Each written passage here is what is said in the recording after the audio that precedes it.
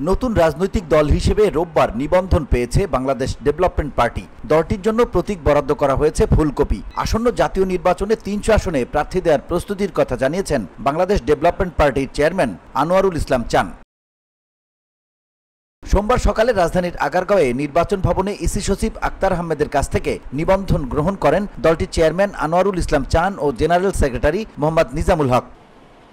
পাকিস্তানের বৈষম্যের কারণে বাংলাদেশ জন্ম নিয়েছিল, সেই বৈষম্যের কারণেই এই ২৪শে জুলাই নতুন করে এই নবপ্রজন্ম এবং দেশের মানুষকে আন্দোলন করতে হয়েছে এবং দেশকে নতুন করে স্বাধীন করতে হয়েছে।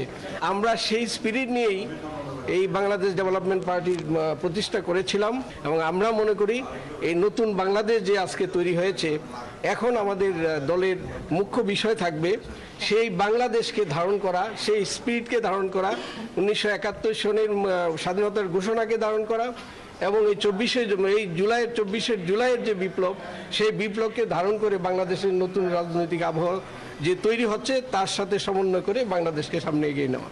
বাংলাদেশ ডেভেলপমেন্ট পার্টি সংস্কার নির্বাচন দুটোই চায় জানিয়ে দলের চেয়ারম্যান বাস্তবসম্মত সংস্কারের উপর জোর দেন। তবে মূল সংস্কারগুলো নির্বাচিত সরকার করবে বলেও মত দেন তিনি জানান ৩০০ আসনে প্রার্থী দেওয়ার প্রস্তুতি নিচ্ছেন তারা। তবে প্রয়োজনে কোনো রাজনৈতিক দলের সঙ্গে জোটেও যেতে পারে Bangladesh development party. BOD Bangla news desk.